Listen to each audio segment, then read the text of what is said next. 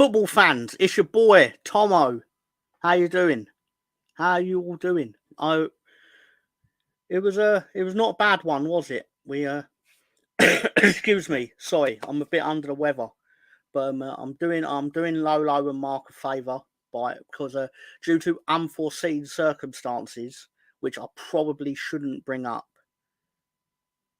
they are unavailable tonight. So obviously, I hope they're okay and things around situations are okay.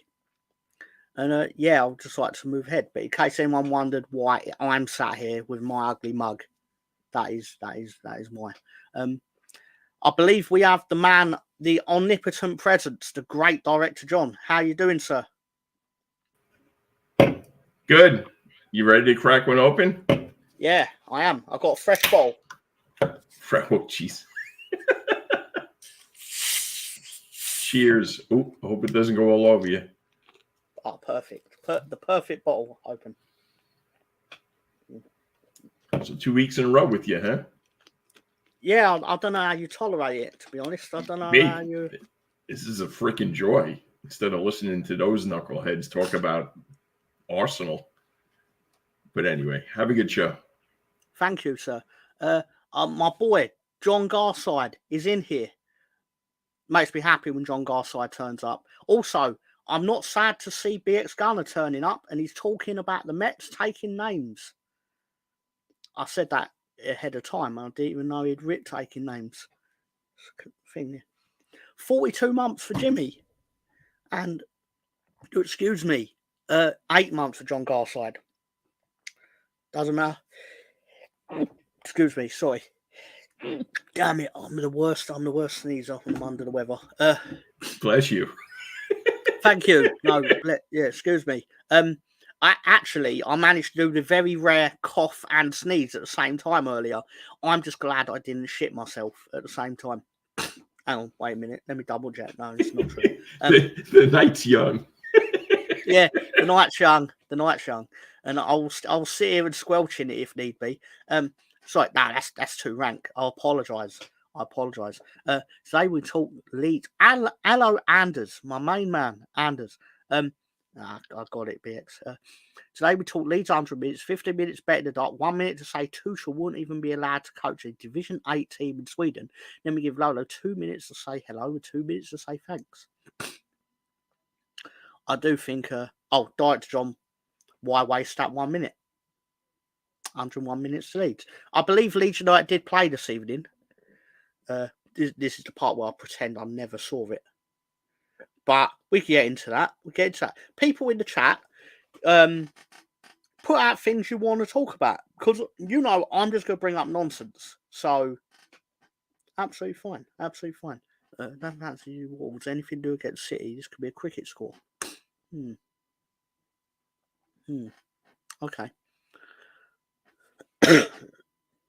2-0 Peru Ramazani. Oh, that's nice odds, but I mean, it seemed nice odds at the time. I'd imagine. Do we have anyone in the back? Because otherwise, people just get bored of me talking. I imagine. Even people in my home now. Oh, look who it is! It's that shit ass Alonso. How you doing?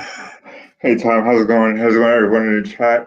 Good to see you guys, and I look forward to talking with you, Tom, about nonsense. It's all about the nonsense. Stan, how you doing? Good to see you. Hey Stan. Good to see you, sir. Alonso, tell me about something. Right, so let's see. This weekend, Arsenal play Bournemouth. So we have a little bit of injury concerns with Odegaard, Bukayo Saka, and Martinelli. Kai Havertz seems like he's good to go for tomorrow's game. Looking forward to watching it on replay because I am working tomorrow.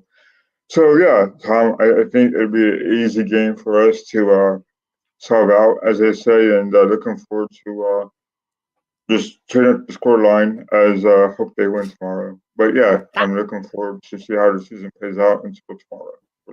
Amazing. That was the longest words I've ever heard for the sentence. you want to talk about Leeds winning? Right. Yeah. That was a long way to just go Leeds won tonight. And he didn't mention Leeds once. Criminal. It's criminal. John sin bin him for 35 seconds. It's not the first time I've done that to people. Anyway, but no, seriously. I'm sure you'll all be really thrilled and stoked to know what I've selected in Betting in the Dark with Mr. Tom. Well, Can't really say that about yourself. I mean, you could all smell the writing on the wall, and it probably stinks because I wrote it with a paintbrush dipped in shit. But anyway, what? That's too far. It's too far. Chris Wilder, to be fair, Jimmy, did say he gave us all the props. He said best team won on the night, which they did. My team. Hello, Lolo. Hello. See ya. It was not the worst win we've ever had. I was thrilled. So, no, Tom, seriously, I hope you're all right. In all seriousness. So do you care to tell us, audience and myself, about the Leeds match today? You know what, Alonso? I was thinking of it, and I was hoping you was going to bring it up because, of course, we only ever talk about what you bring up. So we are now going to go with Leeds United defeated Sheffield United, and this is instant reactions because the game's pretty much just finished, like two hours ago. But bish bosh bang. Hello, Wanderers gamer. Is this Debbie Lewis in another different alt or something? Because she's got about 72 accounts. Anyway. Apologies if you are the other Wolves fan, apart from the three that I have, the three that exist. But anyway, congratulate. He did. Humble pie. My favourite part of it is when Sheffield United put out a tweet. I can't remember when. It would have been at some point within the last 2 weeks. Basically, a list of undefeated clubs in the EFL. And then Sheffield United, as in, they're the only undefeated club in the EFL. I thought that's really clever. But then Leeds United did something even more clever, where we put out a tweet going after the game, going, list of undefeated clubs in the EFL, and it left it empty because they lost. And they lost to us. So fuck them. Well played, Tom. Anthony Herbert, big up, lads. Where is early doors tonight? Well, I did send him a telegram asking if he wanted to come on. But apparently he doesn't receive messages from carrier pigeon. So I have no real explanation for that. But hello, Mr. Herbert. How you doing? But yeah, so generally, I don't really know what to say more about the game without properly dissecting it, which I'm not going to do. Because otherwise, why would I bother doing my own lead show on a Sunday? Waste of time. But it's not waste of time because it's really fun and people should watch it. But whatever. I'll just word vomit. Yeah, word. Thank you, John. Or sorry, man in the sky, the omnipotent presence. It's good lad, that John. So Alonso, what do you think? So no, let's get to the real question. What do you think of the English national team having a German national manager? Tom, it's interesting that you asked that question because, Thomas Tuchel, aka Tommy Tickle, as our friend Stan calls him, he has a little bit of pedigree. He's had success with, Borussia Dortmund, and he has a little bit of success with Chelsea. Though I know English fans, whether you're an Englishman or not, you find it kind of interesting on how, England's hired a German coach. That's not a knock on Tommy Tuchel, but it's like Oh, Tom, you're asking a hard question. I'm not English, pal. So, but I think with Southgate, his predecessor, you would assume that they would at least pick an English-born coach. And to me, I would have at least narrowed it down to Graham Potter getting a shot for that job. But I'm not going to judge a man based on the hiring. I'm going to base his tenure as coach as to see what he could do. So I think we got to give our English fans to give him a chance to see what he could do with the players he's got, and there's a lot of them that could play. So it'd be interesting to see on how he takes it, how the players currently take it, how they fit his system, and see if he's successful. What are your thoughts, Tom? Just before I give my thoughts on that, hello, Tony, early doors. How you doing? His ears must have been burning when I started bringing up the carrier pigeon. He hears back pigeons. He was like, Tom must be talking to me. But yeah, no, drafted into work. What, the vampire business, is it? At midnight? Anyway.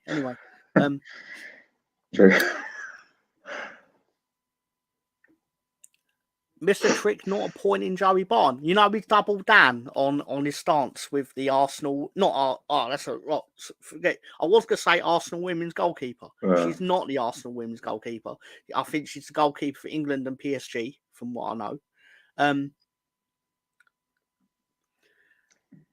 But apparently, because he had previously said if he took 100 penalties against the England women's goalkeeper, he would have scored all 100. Obviously, a lot of people, it provoked a lot of discussion. He took it all back. He went, he doesn't think he'll score 100 penalties against her. He'll score 1,000, because of course he said that. Again, I think it creates all this. Of course, it's absurd, but at the same time, it will never happen, because she'll be afraid in case he does score 1,000 penalties, and he'll be afraid in case he misses one. Therefore, they're both cowardly, because they're basically defending their entire football ideology. So, but yeah, well, I agree with Anthony Herbert here. My thing with it, hello Ryan, how you doing? My thing with it is, quite frankly, getting back on the serious things. I don't care. Ultimately, because we've just had 2 weeks of everyone sitting again, I don't care about national football, but then people blow a gasket about the manager of a team they supposedly don't care about watching. But all I don't get is England games are crap. It's like, yeah, they are crap, because the England team's not as good as your club team for most clubs. So yeah, that's why you enjoy watching your club team more than you enjoy watching England. And ultimately, deep down, you don't really care who manages England, but you feel like you have to, because it's a thing. And I totally get why people will feel like it should be all English manager. I totally get that, but I don't care, to put it simply, because people go, "Oh, what's he ever done? He's only won the Champions League." So I think he won the Bundesliga with Dortmund. I could be wrong there. Like, he's won things. Admittedly, he probably should have won more given the teams he's had. But Tom, I have a question for you, Tom. Yeah, go on, sir. Do you think that Tuchel will have more quote unquote success than Fabio Capello would have had? I don't think it'd be hard to have more success than Fabio Capello, because I think Fabio, if I remember rightly, did he not get first round exit in the World Cup? Yeah, 2010, right? Is it 2010? 14? No. He was Roy Hodgson in by then, by 2014. I could be digging at Capello incorrectly. Okay. But generally, Capello didn't what's the phrase? Pull up many trees. No, it was 2010. He was the manager in England. You're right, and obviously, people go, "Oh, we only lost Germany because of the ball crossline." It's like, yeah, but then we didn't score it, and then they went on to kill us, and they were well on top in that game at that moment. But not there's semantics over a game that happened 14 years ago. But football fans have done less or worse. But anyway, Tom, did Robert Green represent England while he was still playing for Leeds? Sorry, who? The Robert Green, goalkeeper? No. Did he represent? Okay. No, he played for England when he played for West Ham, I think. I could be wrong there. It was either Norwich or West Ham. He played for Leeds in the Championship. So there's absolutely no chance he was playing for the clubs at Leeds. he was all right for Leeds, to be fair to him. Yeah, but I mean, like you said, Tom, like I wish him the best. You know, I know a lot of people don't favor him as being England's next manager, but I hope, you know, Tuchel can do something better than, or not better than, but he can execute against the bigger clubs once the final stages hit of a major tournament, you know, and not play defensively. You know what I'm saying? Like play more offensively and put the right pieces together that you know is going to succeed. That's all I think England supporters want, you know. I think a lot of it is obviously it's because he is German more than foreign. It's specifically German, and there's this odd thing of, oh, they're our rivals. It's like, well, we're not their rivals. We're not. The Germans hate the Dutch because of the war. Right. But then, like, we won the war, and they basically like pissed off, and we're like, all right, you won that one or whatever. I mean, I'm doing a fictional conversation. I don't know what they actually said, but it's very strange. Don't get me wrong, everyone's entitled to their opinion. It's fine. I just find it strange how people were like, oh, I don't want it to be Tuchel, but they were absolutely tossing themselves. The media specifically were absolutely tossing themselves off at the prospect of it being Pep. Which again is understandable, but then to act like, oh, he should be English, it's like, but you would have taken Pep or maybe even Klopp. So, like, basically, was it not the right German? Right. But I don't know. I think I'm not entirely wrong. I'm right. What I think on it. I think what's so funny about this whole thing, Tom, is that we here in the States have hired Pochettino as our gaffer for USA Soccer. The similarities are so rare because they both won. I believe Pochettino won trophy in Europe somewhere, but they both managed Chelsea at one point in their career. It's funny how that is, right? Football is so funny that, you know, both clubs. Chelsea have hired, both countries have hired former Chelsea coaches to be their managers moving forward. It's so funny, man. I mean, I find it amusing that you got Pochettino because it's like I know for the United States national team set up and that the country in football in terms, it's a big appointment. I get that, but it's still. You can take the man out of Spurs, but you can't take the Spurs out of the man. He is a Spursy manager. Right, that's it. Yeah. I could be wrong, but I've got it in my mind. I don't know if it's factually correct, but I don't know if he won the league in France with PSG. He probably did, but someone there didn't. It was either Tuchel or him. But they both coach PSG. So Pochettino coached PSG, right? As well, right? Tony will be on it. He's combing his hair. Hello, Lawrence. How you doing, buddy? I don't know why I said, buddy. You're my worst enemy. It's not true. He just supports West Ham. It's not worth going to war over. But seriously, sorry, what was you saying, Alonso? So I was getting into picking fights. So I didn't know Pochettino also coached PSG. I forgot about that. Now that you said it. He only lasted a season, if I remember rightly. Yeah. I have my occasional moments, Lolo. A broken clock is still right twice a day. But that's still twice a day more correct than Lolo usually is. Sorry, he can shut me off at any point, so I need to be careful what I say. So I'm just gonna double down on that. But no, so are we in agreement that we never agree on anything in football? But well, then once a day. But for me, Tom, you know, unfortunately, as much as I want to support, as much as I want USA Soccer to succeed, it's still a mystery to me on who our best 11 is, even if we have any best 11, because, you know, a center back from Fulham. I forgot his name now, but he's getting older now. And then who we had to replace him with? I think there's the kid from Crystal Palace. Tim Ream, there you go. Yeah, is that right? Ream. Yes, and he came back to the States to retire, I guess, to finish his career. But we had no to replace his leadership back there in the back.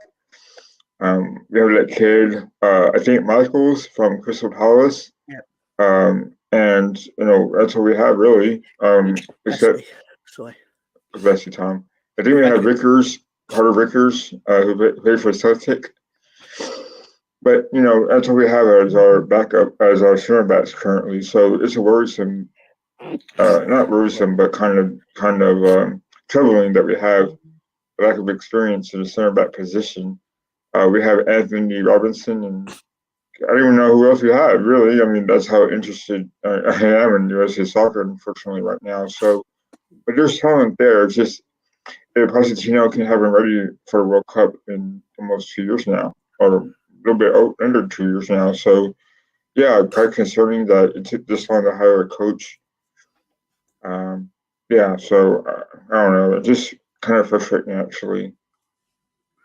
Lawrence, it was a good win for Leeds today. It was so good that I'm going to put on my happy face.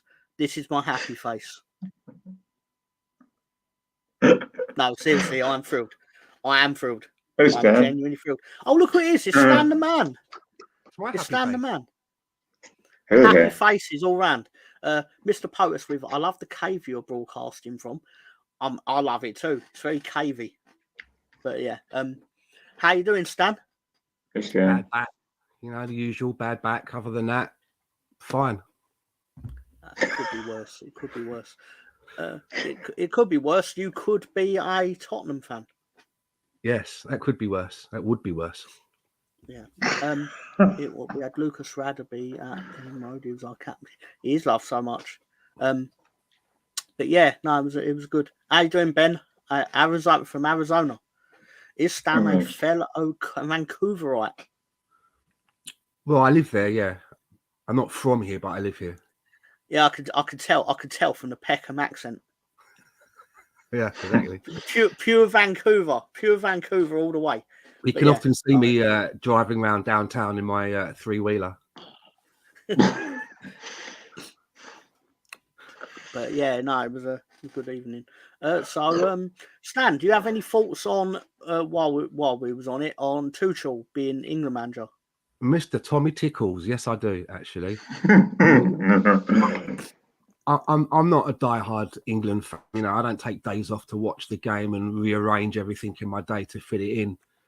But my opinion is, it should be exactly what it says on the tin. It's an international tournament.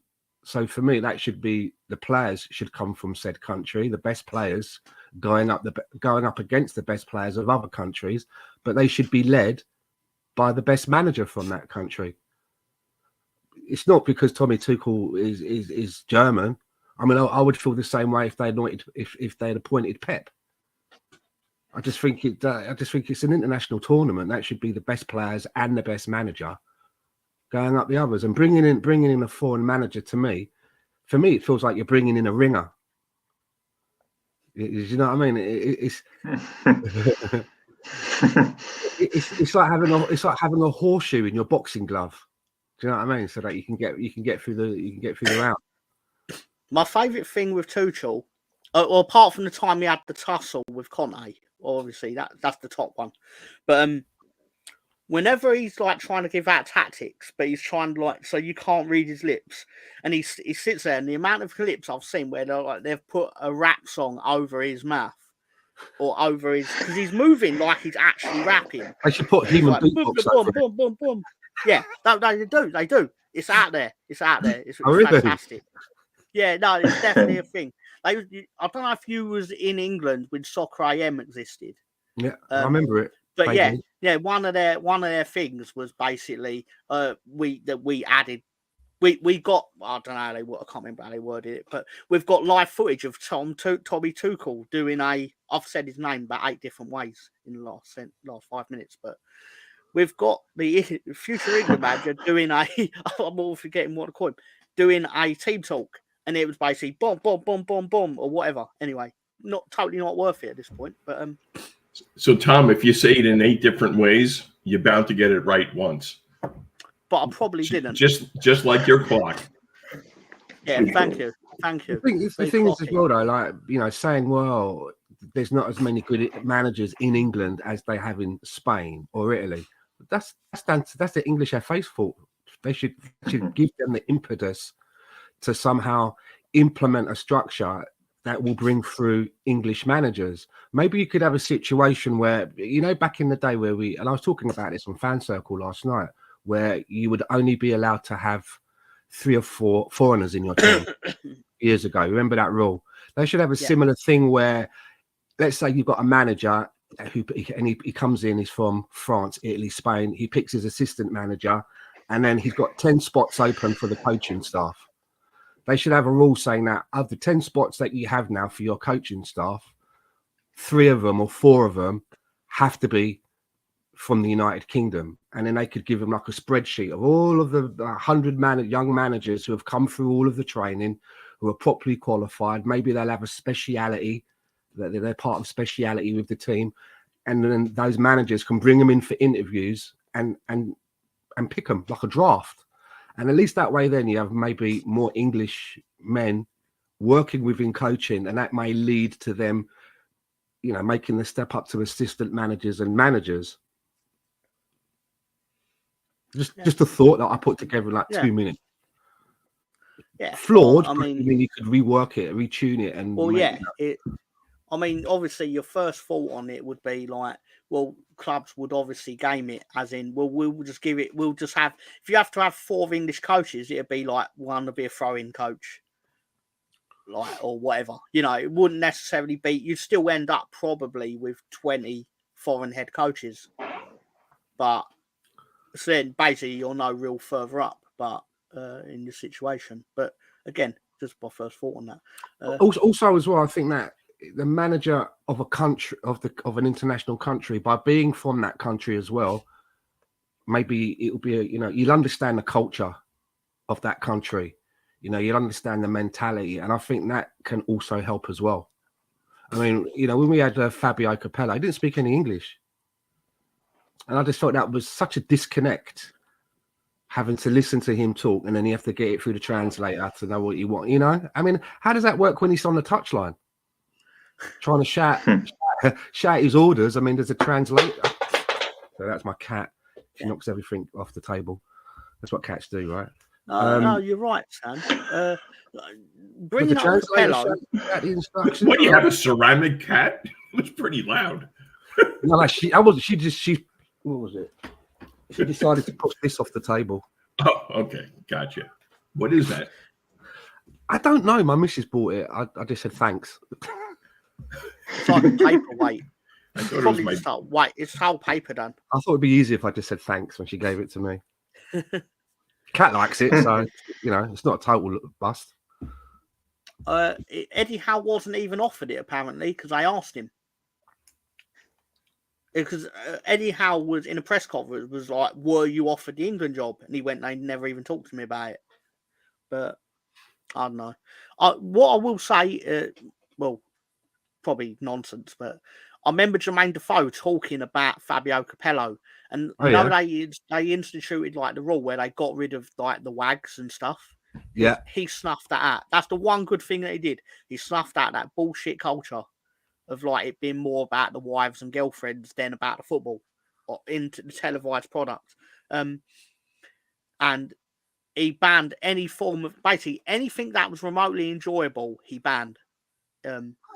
Like so, they all had to stay in South Africa. Connect Four. No, that's gone. Yeah.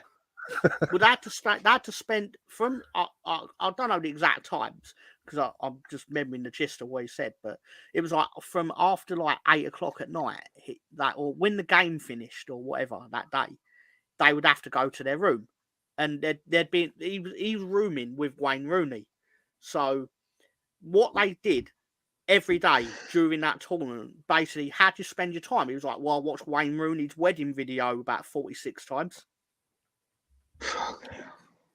Imagine having to do that. Like I'd throw that tape at Capello and go, look, you see what this cunt's making me watch. Like, You wouldn't throw the tape at Capello because the guard standing outside the room of your bedroom wouldn't let you out. no, but you could sneak it out like the next day. You'll be like, "Hey, Fab, come here." I mean, Capello would just stare him to death, like in all truth. So was Capello more of a disciplinarian, or was he just? Oh yeah, yeah. Oh, wow. It was one of those like, I've won the Champions League, like, so you. I mean, a lot of these players at that time had done nothing. Mm-hmm. So, but he's won the Champions League, probably like as a manager or whatever, won a lot of things. So it was like, and at that time he was brought in because every other Indian manager we had failed for a long time. Sven was not bad, but he was supposed to like take us a bit further than Sven. He didn't, but it was the idea of it. Stan, wasn't Jack Wilshere and Dale Walcott on that team that he managed? Yeah, he was. Theo Walcott started under Sven Goran Eriksson. Do you remember? He was that weird pick. Okay. He got picked. Right, that's right. Yeah. Never played. Yeah, he took him to. In my opinion, I could be totally wrong, but I do think I'm right. He took him to the Germany World Cup in 2006, but he had no intention of playing him. So why'd you take him? Just shout out to Tony there. Yeah, long time, Tony. Mr. Herbert. Oh, wow. That was a long time, yeah. Sorry about that. Sorry, Mr. Tom.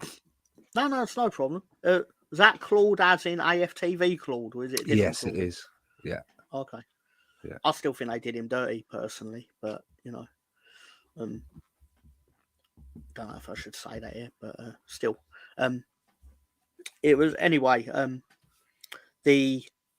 forgot what was that. Capello was existing, I suppose, but other than that, so Leeds won. England have got a new manager. Some people are happy, some people ain't. Some people don't care. Ultimately, when the international break rolls around in the next 3 weeks, we'll all go, I can't wait to watch the international break to finish. I tell you what I don't understand as well. Lee Carsley's been put in for 3 camps, basically 3 tournaments or 3, international breaks, if you want. Yeah. Now that they've chosen an England manager, why does Lee Carsley still have to do 2 more camps? Why don't they get the manager in so that he can start working with the team and, getting his message across? It's like they've only. It's like he's been booked for the finale. Well, what he said, no, it's true. What he has said, the official line is that Tuchel actually wants. Tuchel wants to, because obviously he wants the Nations League out of the way. So the official line is he wants to focus on the World Cup by actually starting with World Cup qualifiers. I'm like, that makes sense. But what you should have said is the truth, going, I want to spend Christmas at home. Like, just say that. You want to come in for the international break in March. Just say that. Just say that you want to, from January onwards, you want to go around watching football matches for free. Because you get hosted at Premier League grounds or whatever. But just tell the truth. Just tell the truth. Like, it's like the Neil Warnock thing of he always makes sure he's in the job in January. Never before Christmas, because he's got to stay home with Sharon. And then Sharon wants him out the ass, kind of thing. But I like the 4th, 5th of January. He's worn out his welcome. Yeah. She's kicked him out the ass. She's kicked him out the ass, basically. She's like, Neil, fuck's sake, go and get a job. Sorry, got on to call, mate. So when do World Cup qualifying start? I believe it's in March.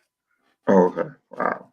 I could be wrong, but I believe it is March. I mean, I'm guessing it's in March.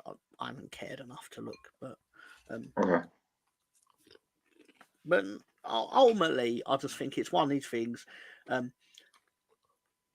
We're going with a manager that wins things, depending on what your definition that is. But he's got a Champions League to his name, so not that that's really the be all and end all. Because Pep's only got 2. Has he won league titles like in Germany or anything? I could be wrong. He has won it He won it with Dortmund, but I don't think he won it with Bayern. Or he did, but he didn't win. He definitely didn't win it last year with Bayern. I think he didn't also manage Bayern Munich as well, right? Yeah, he managed them last season. He left after they didn't win the title. Yeah. Okay. Well, they finished third. To be fair, though, they scored loads of goals, and they probably would have won it had what's his name? Did Tuchel take over from Nagelsmann? Oh, thank you, John. Took over from Nagelsmann, won the title, but then basically he won it with a style of football that Bayern fans did not like. And they were handing him out after the first season. And then he was like, nope, I'm staying. And then because it looked like they weren't going to win the title with, what's his name? Bayern Leverkusen were undefeated, weren't they? So...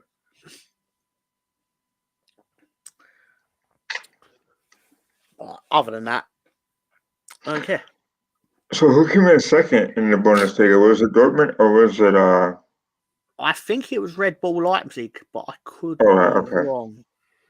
I mean, I like it when Red Bull Leipzig do well, because then in my mind I imagine they filter that money over to my team. They don't. If anything, they take money from us because the amount of times we've seen them in court, which is once, and they won. So this is all championship law. You Premier League teams wouldn't know that Red Bull Leipzig sued us.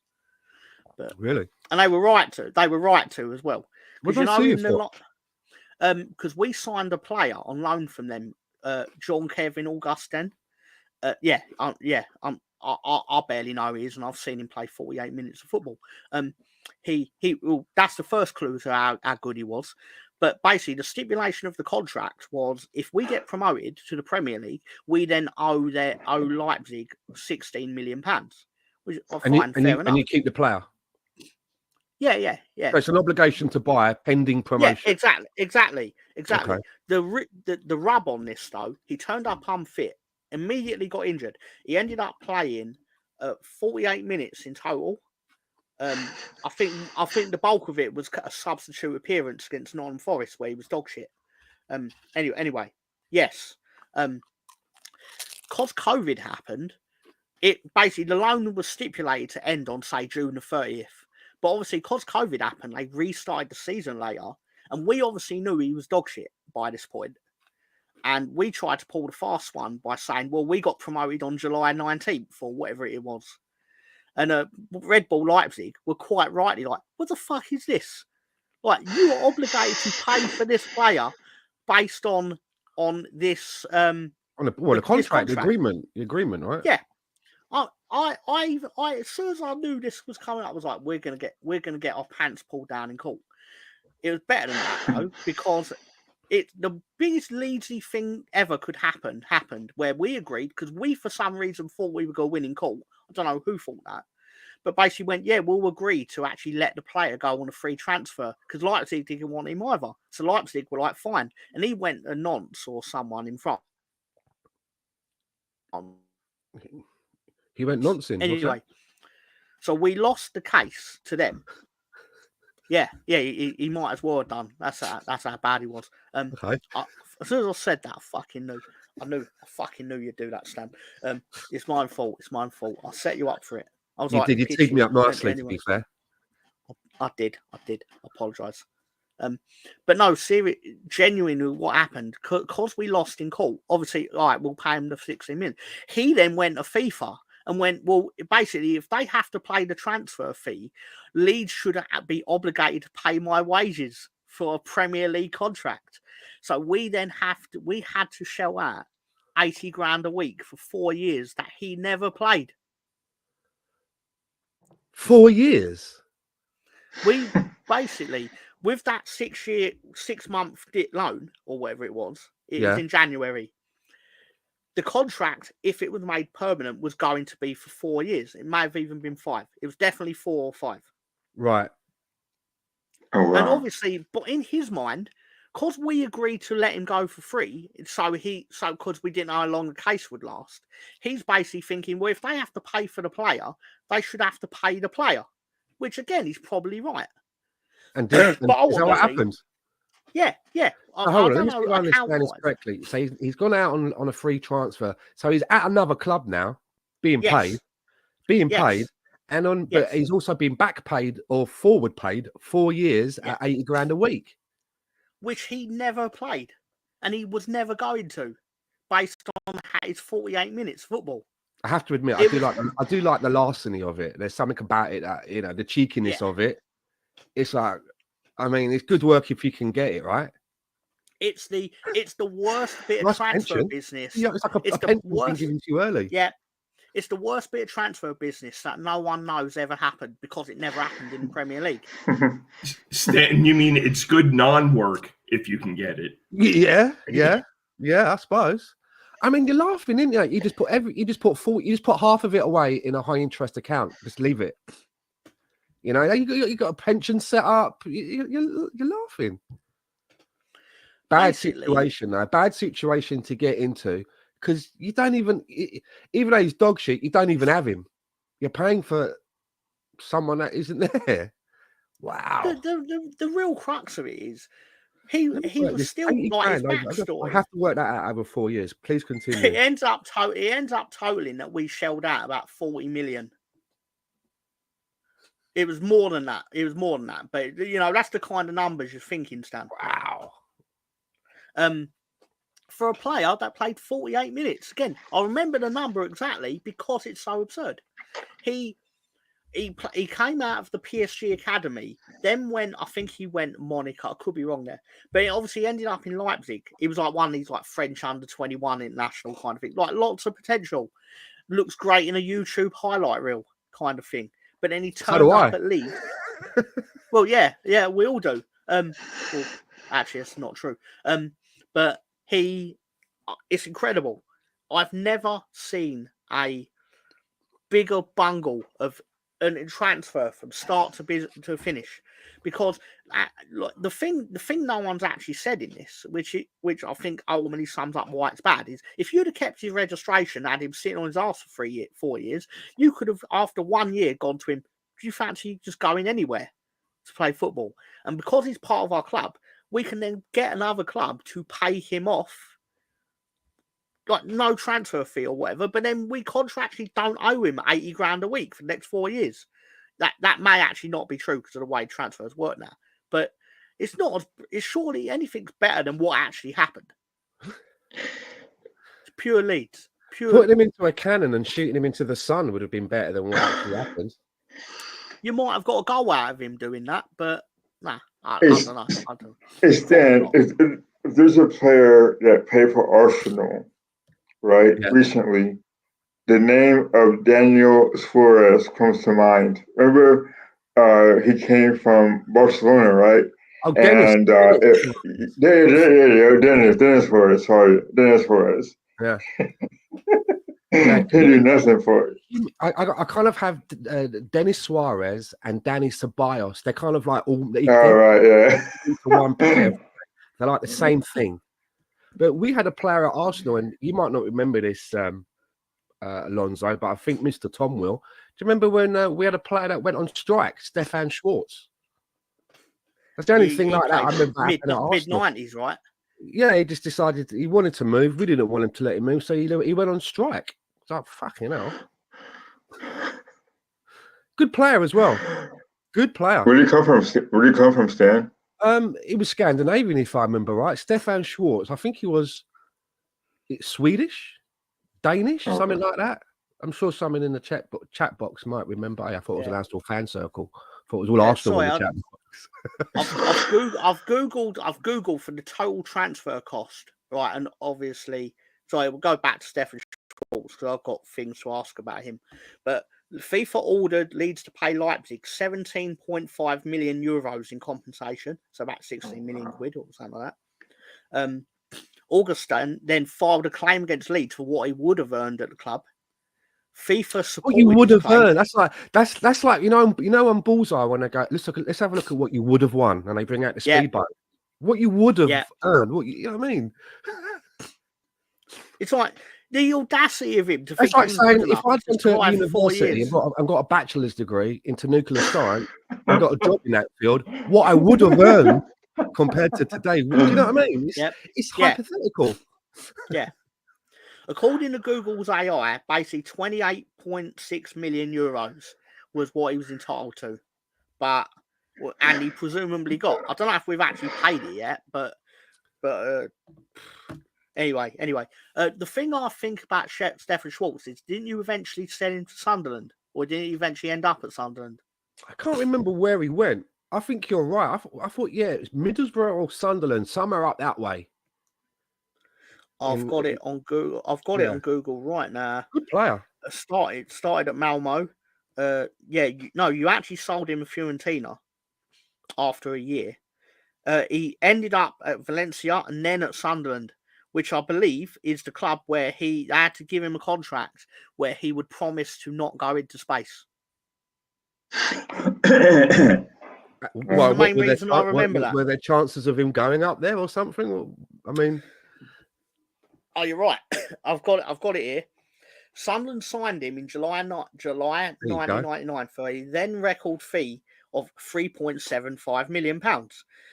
Because of his publicly expressed desire to become a space tourist, the club inserted a space clause into his contract, stating that if he were to travel beyond Earth's atmosphere, his contract would become wholly invalid. That's incredible. And you got to think as well, reason... this is back in like the early 90s when there was none of that Elon Musk where rich people could just go up into space. He's like, you had to be a fucking trained astronaut with NASA or the Russian cosmonauts, or that was it. So what chances were there of him going up? I don't know. I think they inserted it more as the publicity we'll get through that becoming public knowledge, or we'll end up as a trivia quiz in a pub somewhere. I can't remember why he went on strike. I can't remember what the problem was, and I think this was under George Graham. I think it was a George Graham signing, if I remember rightly. George Graham, I think. Yeah. But I don't remember. As you say, he was only with us for about a year, but looked like a really decent player, and I can't remember why he just decided, no, I don't want to be here anymore. If there was a fallout, I can't remember. Look it up. I get the feeling, without knowing anything about him personally, it was probably I'm used to not the English culture, because obviously you didn't get that many. Excuse me, sorry. He must have had a fucking heart attack when he woke up in Sunderland then. Fucking hell. Oh, yeah, but that's if he must have been dead. Like, I want you to try and live in 1950 or something. He was like, oh, where can I go that simulates the 1950s? I'll go to the northeast of England in the 90s. But, sorry. I don't know nothing against Sunderland, apart from a lot of things. His last game for you was the 1995 UEFA Cup Winners' Cup final. Oh, you made a profit on him, though. 1.8 million you bought him for, and then you sold him for 2.5 million. I mean, don't get me wrong. That sounds like nothing. Oh, back then that was a lot of dough. Yeah. Back then that was big dough, right? You know what I mean? Well, the British transfer record would have been 7 million, roughly, at that point. So we paid 7.5 for Dennis Bergkamp. That was like I raised them at the time. It was like big dough, you know what I mean? Like how much? Because at that time when Dennis Bergkamp got bought, it didn't seem at that point, and it was not so long ago when everyone was making a fuss about Trevor Francis being the first £1 million player at Nottingham Forest. I remember that really well. You know, it was a big deal, right? That is mad. It's amazing how it shot up to the degree they did, and to some extent how it's totally gone off a cliff. Partly because of new financial rules, but also because PSG, nearly 10 years ago, just went, you know what, fuck this shit. We're just going to pay Barcelona an absurd amount of money that no one's even going to try to emulate. Neymar, that's still the most expensive transfer, isn't it? I think that was 200 million. Yeah. Was it? Something like that? Yeah. Yeah. Technically, they never paid Barcelona for the player. They paid him after he bought himself out of his own contract. That's right. If I remember rightly. Yeah. Because his contract was set at his buyout clause was 200 million. So I could be totally wrong here, but they gave that in Spain, everyone has a buyout clause, like That's right. mandatory. Like, Yeah, when we it has bought to be Thomas set. Partey, we got him for 50 million, and there was nothing no one could do about it. It's like we went there in the middle of the night, paid the money, Yeah. and stuck off with him.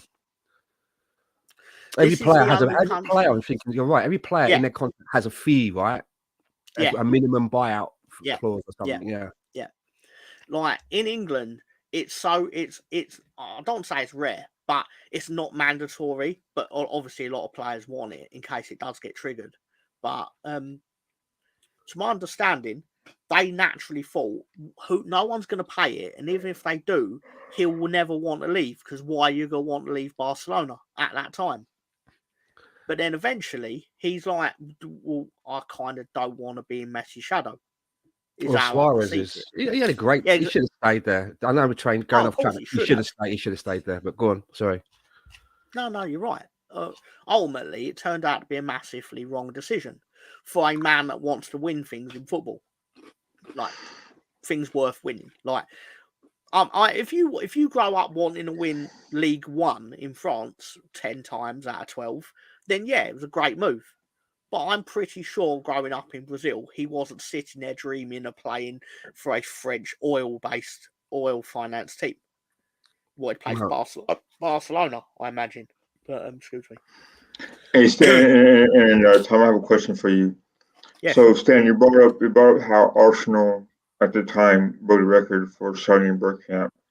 How much did Newcastle pay Alan Shearer from Blackburn for him to join Newcastle at that time? 15 million, I think it was. Was that a record then as well? It was a world record transfer at the time. But I bet Dennis Bergkamp wasn't a record. It was a record for, I think, for Arsenal, not the wider. Okay, all right. Talking about what do you call? Just gone out of my head. Transfers. No, the clauses. You know, you can put the clause in for the fee. I know it's a different world, but like for example, when I'm messing around on FIFA in career mode, and you get into the bit where you're going to sign a player, and you go through the negotiations, the release clause bit. You know, I never negotiate a release clause. I never have one in any of my players' contracts at all. Because the way that I look at it, even if it's really high, it's 150 million, say, I don't want another team to just come in and take one of my important players and I don't get a say in it. You know, I want to be able to say, now I'm going to sell you and I'll see you for as much as I can, rather than having players pulled out, you know, from underneath me. So I'm trying to understand why in the real world, who is it a benefit for by having a release clause? Oh, the player and the agent of the player. They're the ones who push for it. Why? And they won't go to a lot of clubs without it. Like, why? How does a release clause? How does it benefit Neymar if another club comes in and says to the club, "There's your 200 million. We're taking Neymar." How does that benefit him? He can say no to it. Yeah, it's not necessarily you have it's to. It's not compulsory. You have to sell him if he wants to go. It's the same as when you triggered the Suarez contract by adding £1 over the top, which was really cheeky, by the way. It never happened ultimately because he said no. Mm-hmm. It's not like you walk in with your £20 with your 40 million and then you sack where you where you act like you're actually going to put it over his head and run out like Borat and Pam Anderson. But if anyone's ever seen that, but no. So what you're saying is then by having that in there, it's a get out clause for the player. Like let's say he's playing at Liverpool and he's got a buyout clause of 150 million. It's a safeguard that if someone like a Madrid comes in for him, no one can stop him from going to Real Madrid because he'll go there and the club can't step in and say no. Even is that what it's about? Enabling the player to get maybe a dream move if a Bayern Munich or a Real Madrid or a Barca come in for you. Okay. Simply put, yes. Question of the panel: who's the last team to win a European tourney? What last British team? Do you want me to say West Ham? West Ham. Prem team. You want me to say West Ham because you beat Fiorentina in the conference tin pot, in the tournament where the two teams that got to the final were the only two teams that are probably going to get to the final. And I'm really not roasting West Ham for it. It's just he's done the thing that I do when I just want to get Leeds into a conversation, so I ask a question I know is about Leeds. Just want to say to Tony Herbert as well, I usually have a really bad memory for things in football. I'm not one of these that can go, oh yeah, that game we played in 1995 when we won 2-0 up at, I'm really bad for stuff like that. But that Schwarzer free kick against Sampdoria, I too also remember that one. BX Gunner's right. It's not West Ham. Man City won the Champions League in the same season, which I'm pretty sure is held after the Conference League. Hey Tom, who coached that team? Ball fraud. Fucking bald fraud. But yeah, I can't remember where I'm on. I don't remember what I'm on about now. I do have another topic. But I'm going to go to the loot, and I do have a topic that I would like to talk to you two about to get your opinions on it. But I'll be right back. Okay, no problem. While he's on the loo or in the loo or whatever, I was going to bring up my knowledge of the release clauses in transfers is based on the fact that my team is often a victim of it. Personally, I don't believe Leeds United would have wanted Crescentio Somerville to go to West Ham United. But ultimately, West Ham somehow, usually through the agent, the club ain't going to turn around to West Ham and go, if you give us 25 million, we have to sell him to you, because that make the club incompetent. And although my club is clearly incompetent based on the transfer of Jean-Kevin Augustin, it's still a really silly thing to do. But the agent knows it's in the contract. The agent knows it's in the contract. And so the agent probably adds a word in the ear of West Ham. It's like, if you bid this, you can get the player. But I'm not digging out Somerville. But ultimately, that doesn't happen unless he says he wants to go. And you can sit there and go, like Jorginho Rutter, when Brighton triggered the clause, I totally get why he went. But at the same time, you can do your letters of guys, I really loved it here and I had a great time and stuff. And it's like, all right, you can lie to me like that. But more than anything, you could tell that lie. But you could have still said no to Brighton. Does that also fall under Brendan Aronson? I wish someone paid his. He was the worst player for Leeds tonight. Really? I might be watching a totally different game to a lot of Leeds fans, but a lot of the things that did not go well for Leeds tonight were through him. He's a fucker. Anyway, sorry, Stan, you had something you wanted to get our opinions on? Yeah, I wanted to see what the panel and obviously the listeners in the chat box have an opinion on this as well, because there was obviously a lot of talk this week about goings on over at Manchester United with Sir Jimmy Ratcliffe, who I don't know what. Every time I look at him, he reminds me of there used to be a kids' TV show on in England called Cat Weasel. Don't know if anybody remembers it. He reminds me of Cat Weasel, but they made a decision because they're doing a lot of cost cutting, aren't they? And one of the things that they announced this week was that Alex Ferguson was, by mutual consent, has left Manchester United as an ambassador, where he was being paid just over £2 million a year. And I just wondered what your thoughts are, because there's a lot of people. I listen to Talk Sport on the Talk Shite radio on the way to work. Sometimes people were ringing in, and it's a disgrace and it's disgusting. And Eric Cantona came out and said Alex Ferguson should be able to do whatever he wants, until the day he dies. So I just wondered what your thoughts are on that. Got any thoughts, Alonso? I have some. Yeah, I mean, I have a lot of, not a lot, but I have some friends that support United, and they think of Ferguson as a father figure type of person, right?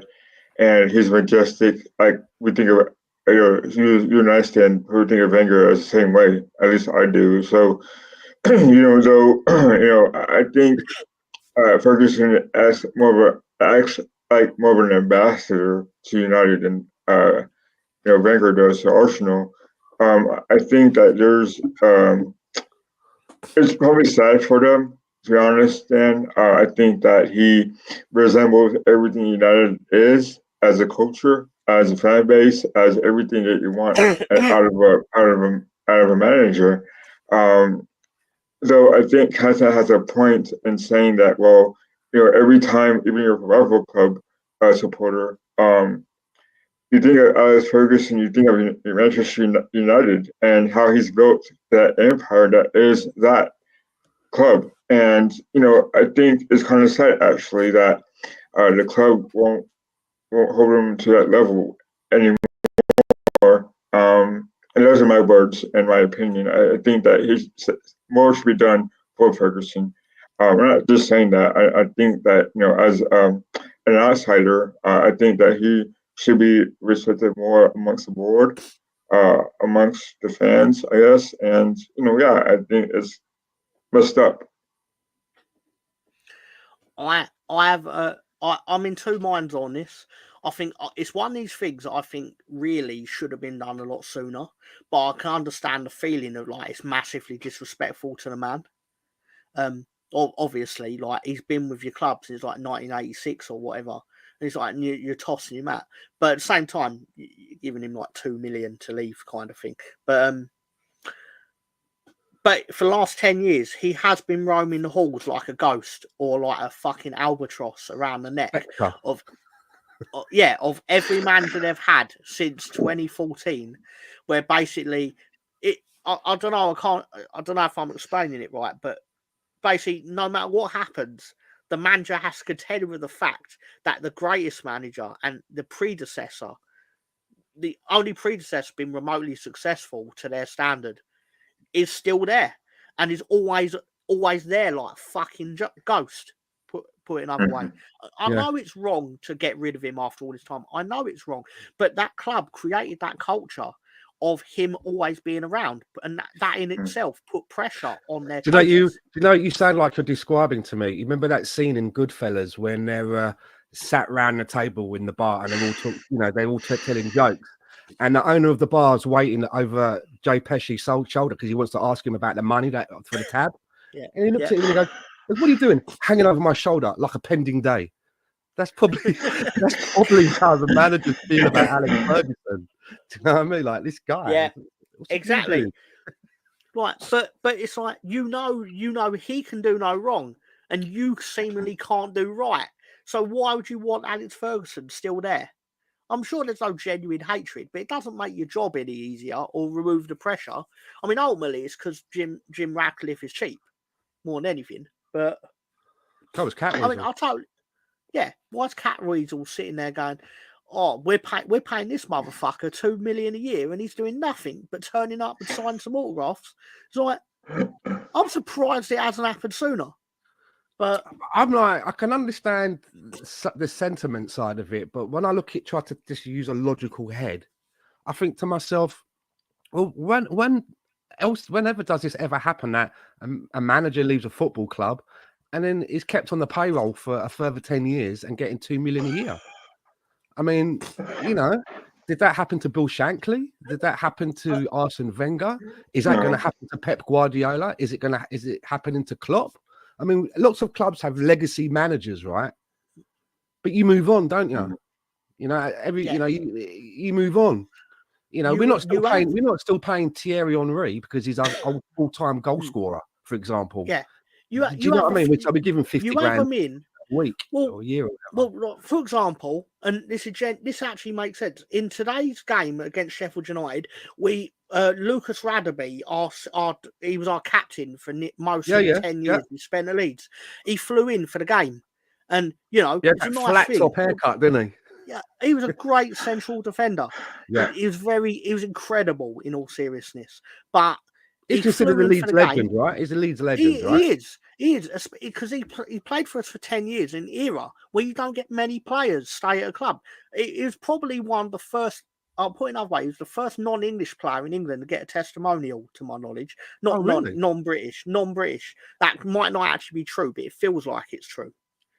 He was of such a high standing that Vinnie Jones played in his testimonial, even though Vinnie Jones hadn't played football for about 5 years or whatever. But anyway, He turned up for the game tonight. It was nice. He ain't going to still be at Ellen Road next week. He ain't going to turn up on Tuesday night to watch us play Watford. He's going to fucking go home. That is a big renovation. Oh, wow. He's going to go home. He's not going to hang around the place and like basically make all the other captains of the club feel like a prick because he done well when they didn't or whatever. It works out the same for Ferguson. It's like, mate, you can imagine like the Man United manager just an hour before kickoff putting up the team list, and just as he walks off, he hears behind him. And look around, it's Alex Ferguson looking at the team he's putting out. It's just like shaking his head, going, "Yeah, you know what I mean? You're like, fucking hell, what's that? Why don't you? I'll be like, why don't you fucking manage him then if you think you know everything?" You know what I mean? Yeah, exactly. And I know I'm supposed to sit here, and I'm not saying you've pushed this, but there's an agenda in. Maybe that's too harsh a word, but like we're supposed to sit and go, "Oh, what they did to this man is disgusting." It's like, no, what they did to this man should have happened like a year after he fucking stopped being the manager. You know what? You know, it's me, and I'll come home and I'll be saying to my wife, like, I'd be going to my wife, "Gig's over, love. Managed to get 10 years out of it, though, but that's the last one." Do you know what I mean? But we've got a nice little nest egg there. We've got 26 million in the bank. I mean, he's a wealthy man anyway, right? I mean, he's got a lot of investments. He's involved in a lot of outside things. He's horse racing and that. To get 2 million a year, thank you very much. I mean, what pension pays that out? I mean, the times have moved on. He can't, you know.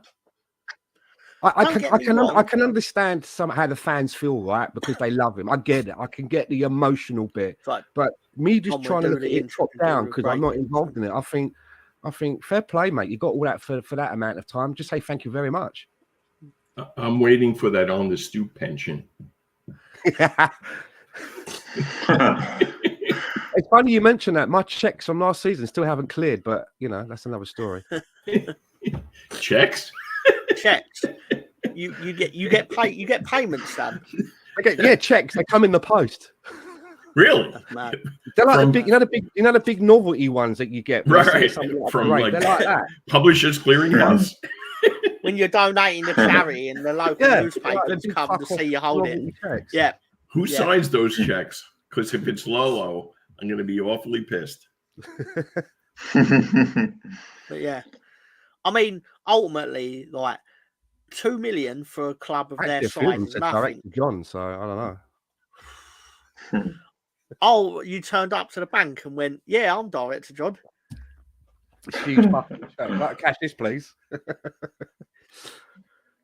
But yeah, I just going back to Alex Ferguson. I just think, you know, it's time to move on. I actually think it's more petty that after that, the next day, it came out that they've cancelled the Christmas party. I think that's more petty than the Alex Ferguson thing. I mean, it's fucking Christmas. What I would do, I go, okay, the Christmas party cancelled. If I was like one of the the office people working in Man United, I'd just organise my own one for free. Right, we're all bringing food in, we'll all bring in some decorations, and we're going to have our own Christmas party. Fuck Cat Weasel. Yeah, I mean, in their defence, right? And I don't want to defend Sir Jim Radcliffe or whatever, but ultimately, pretty much everyone in that squad is earning at least 50 grand a week. Why can't you all buy a packet of beer and some party hats yourself and just do it yourself if it matters that much? But still, I know it's similar to what you said, actually, to be fair to you, but it's like what? Why is it that important? It's on the company. They stopped giving their.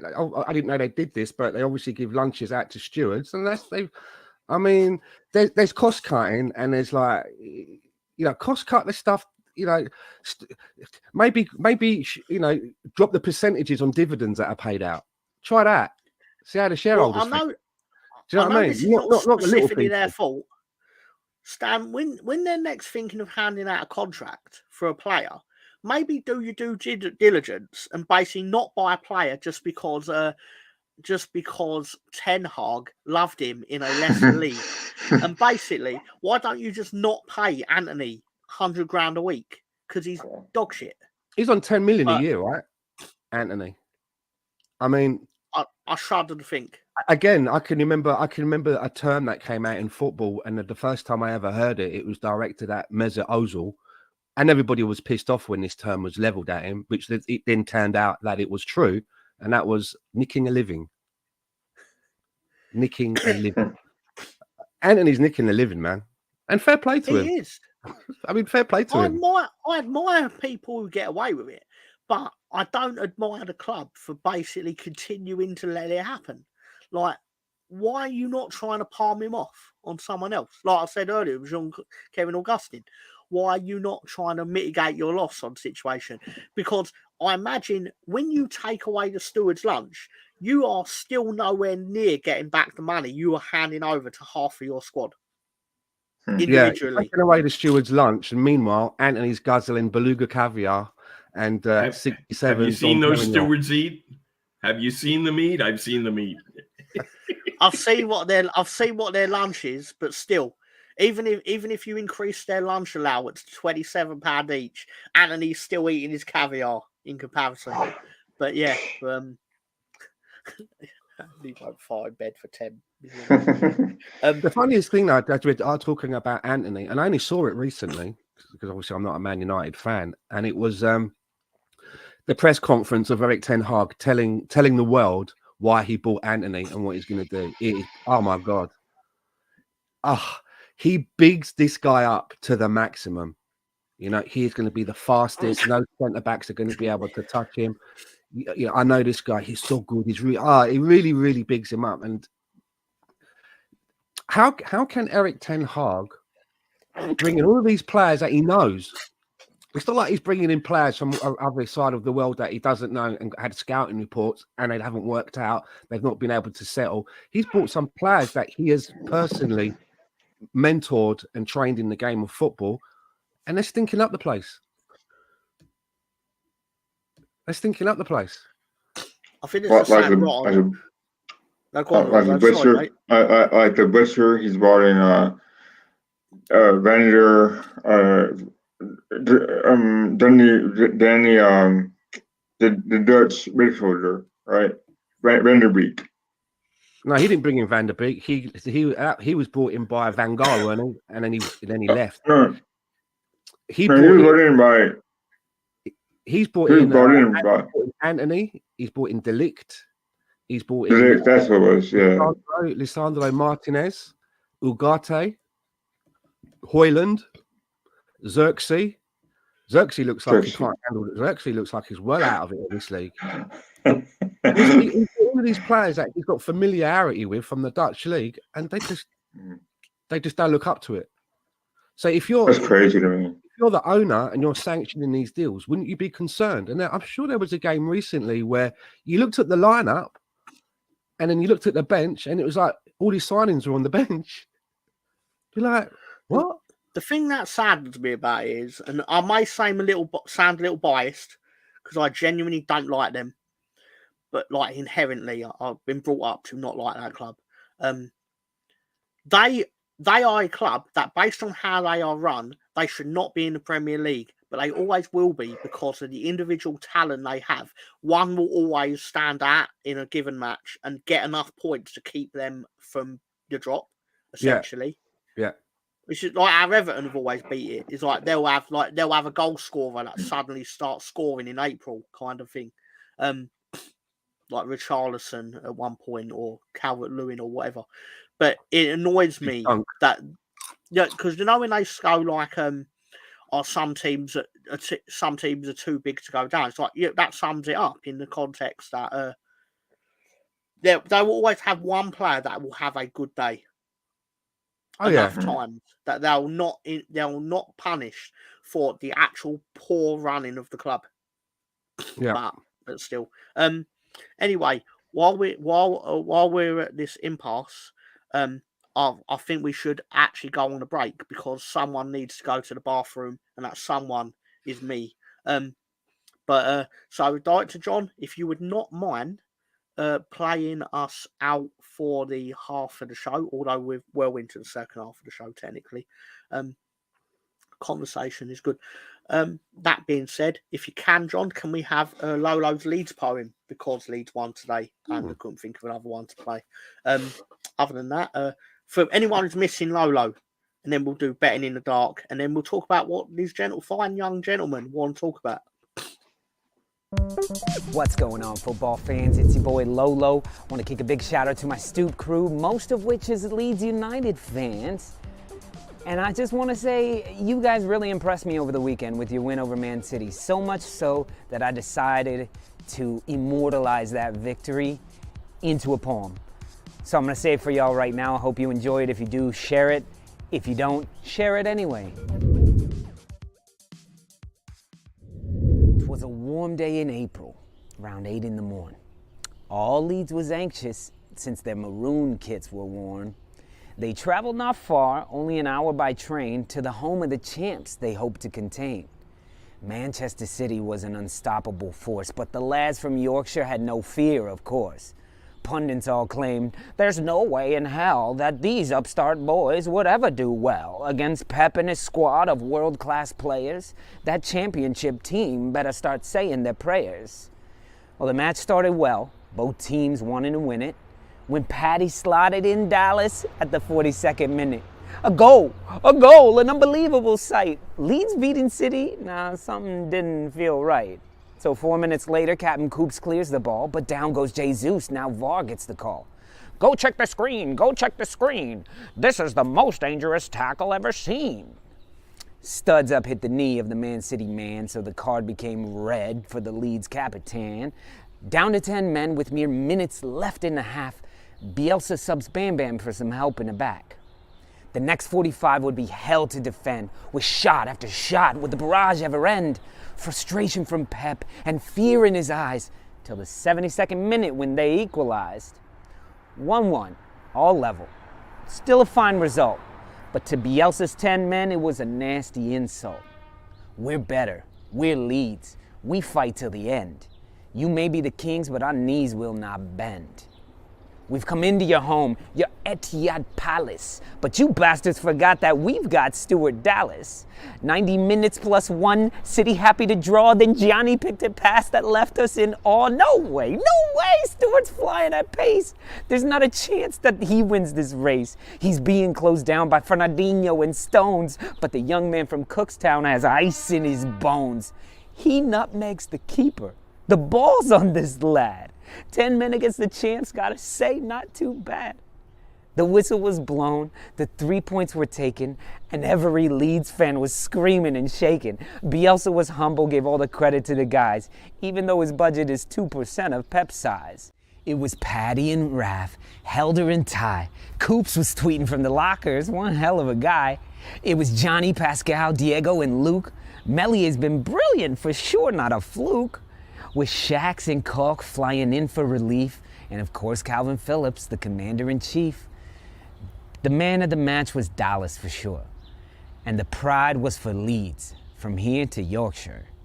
So if you claim the badge and you only bleed white, march on together, and from the Stoop, good night.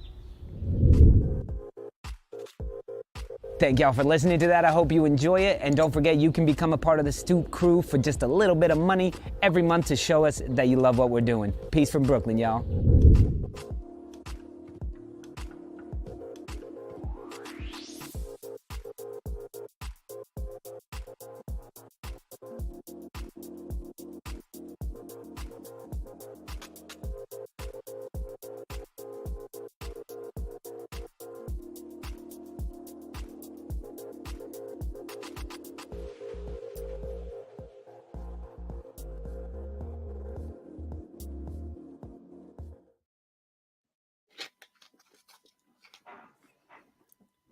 Did that actually play out to the end? Because on my computer, it paused as soon as the word Shax was said. Yeah, it did. It did to me. I don't know. Oh, it played all the way to the end. All the way to the end. Oh, it must be something to do with my earbuds or something. The hamsters in your wheel, they stopped running. I think that's happened twice, so I don't know why. There's no rap. There you go.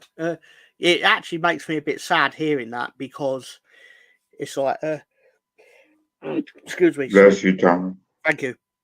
It just makes me wonder. I remember when my team were good. That's the Leeds team that finished 3 points behind Arsenal. Bless Excuse you. me. Oh, hello, Moss. Thank you, Alonso. Hello, Moss. How you doing? So I have a question for you, Tom. Yeah, please. Do you remember a midfielder that played for Arsenal named Abu Dhabi? No, sorry, Alexander Song. Song? Yeah. And he got too big-headed and went to Barcelona, right? Remember? Yeah. Did he end up at West Ham? Yes.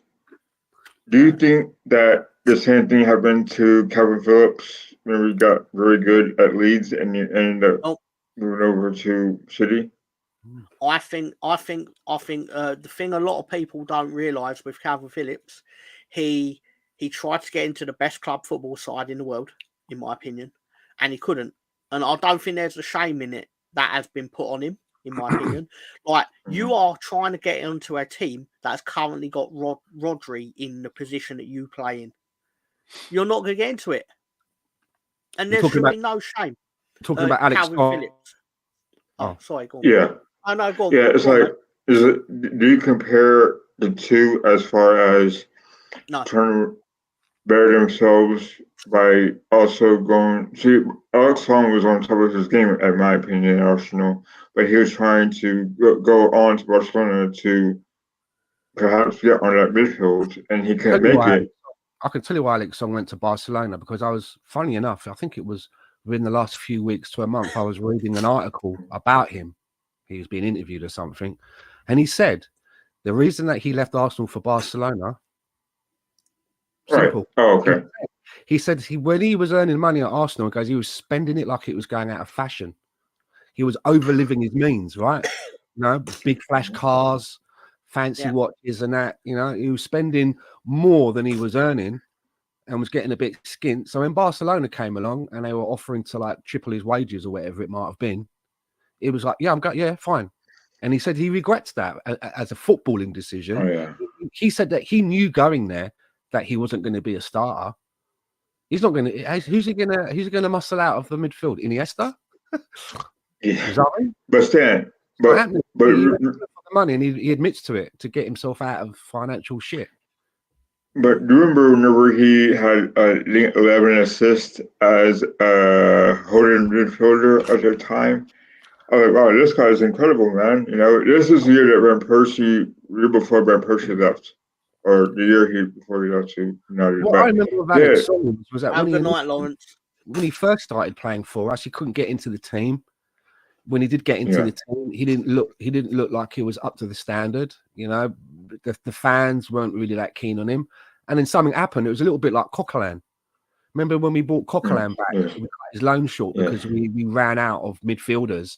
He came back and made himself a starter, him and Cazorla. It was a little bit like that. So what happened? Maybe he went to Dubai, like our team goes to Dubai and they come back magically better. I don't know what he did, but he got really good for a period of time. Coquelin's at Leeds right now. He's training as a free agent at Leeds United. Really? Francis Coquelin? Yeah, genuinely true. I don't know if we're going to sign him. How old is he now? I think he's like 33, something like that. Keep in mind, the only reason we've got free agents is because in the span of 1 week, Sam, we lost both our central midfielders to long-term injuries. Oh, shit. Yeah, basically. So we've now only got three central midfielders, three going in 2 spots. So obviously we had to. They were going to try and get someone in the international break, but obviously didn't find anyone, or they all failed their medicals or whatever. But still, that was just random. You said Coquelin, and I was like, that's a familiar name. Why have I heard of that before? It's like because I saw TalkSport reporting that he's at Leeds right now. He went for a really good purple patch with us, where he was like undroppable. Mm-hmm. And he was on loan. I think he was on loan at Charlton. We got like an injury crisis, and we cut the loan short. We was able to cut it short and bring him back as a stopgap. Yeah, very good. Did he win the FA Cup with us, right? Did he win the FA Cup with us? I think so. Well, we've won 14 of them, so probably. He'd have probably won at least one of them, yeah. Yeah. So something else that I heard this week, if that's okay, to bring up another. Are you going to do your betting thing now, or? Oh no, we'll do your whatever you're about to say, and then we can do the betting Again. And I'm sorry, it's a little bit Arsenal centric, but that is the team that I support, I suppose. But it's a bit of more of a broader statement, and it was an interview with Graham Souness, who I've always liked. I always liked Graham Souness. I like his attitude. I mean, putting that Galatasaray flag in the center of the pitch, man. I mean, that's just stuff of legends. But in the interview, and I think it was with Simon Jordan, he said that he didn't think that Arsene Wenger was a football person. Discuss. Yeah, that's right. Well, Graham Souness is a well-known moron. He may be a Liverpool legend or whatever, but the fact of the matter is, he clearly doesn't know what the fuck he's talking about, because I'm pretty sure he's still trying to pick things to blame on Paul Pogba, despite the fact that Paul Pogba has just had a ban rescinded. So he's not played football for like a year, but he will still blame him for a misplaced pass for Man United. So that's how much stock I put in what he says. From my team's perspective, he did in a interview probably the same one that obviously you're talking about. He said, because he seems to have been sounding off about his career. He was basically saying he didn't like playing Leeds because we would hurt him, and he was like, it was basically we were a dirty team sort of thing. And it was like, mate, that's a bit rich, isn't it? That's why I was like, great. Basically, what you mean, Graham, is you don't like it when it was done to you, but when you were doing it, it was just part and parcel of the game. I was hard but fair. It's like, no. Saying that Arsene Wenger is not a football person is like me saying that Graham Souness isn't Scottish. That's how ridiculous it is. I mean, Arsene Wenger played football at a professional level. Wasn't a world-class player, but was a professional football. Studied sports science. And I mean, you only have to look at some of the innovations that he brought to the Premier League. I mean, the Arsenal back four were well into their 30s when he arrived, and he managed to show them a way how to prolong their careers well above what I think Martin Keown was playing till he was 39. So, I mean, just a wild statement when I heard that. I was like, where's that coming from? And if you compare both of them as managers, you know, obviously as a player, Graham Souness, you know, he was the more accomplished player. But as managers, I mean, Arsene Wenger streets ahead in terms of accomplishments, right? Just before that, Deborah the Zebra with kebab in London, £22. I don't know what kebab shop you've been going in, love. Because you ain't getting a kebab for £22 around here. No one will pay that. That's strong. Yeah. I mean, I've not lived in England for ages, but I used to pay, I think it was like maybe £6 for a doner kebab. It's about £10 ago. Okay, that sounds about reasonable. My nearest one is about £10, and even I would consider that expensive, but still. Who's telling you it's £22? But also, am I confident on promotion? I'm quietly confident, but I don't want to get too ahead of myself because it can get very Leedsy very quick. Anyway, hello. Yeah. So, I mean, no other football team's got a song called "So and So Are Falling Apart." It's my team that has that song. So, and we got it for a reason, mainly because it fits into the Joy Division song. But you know, what do you call it? Coincidental. Director John, if you don't mind, can we please do some betting in the dark, so then we have a little bit longer talk about what Stan wants to talk about and Alonso. Because I'll go away. Betting in the dark with Mr. Tom. Come on, love, place your bets. Hello, everyone. Roll up. Cyril says hello, obviously. Get your quids out. Get your 100 English pennies and obviously finger the duck, the true boss of this segment. To Norwich, Jack Wilshere to become a coach at Norwich. He was a player there, wasn't he? Briefly, or I don't know if I'm remembering that. Yes, he did. He did. You're right, I think. Obviously, towards the end. It was towards the end, I believe. Yeah. At the end of his career, I'm not. He's not dying. Anyway, if you don't mind, Director John, take us on to our first one.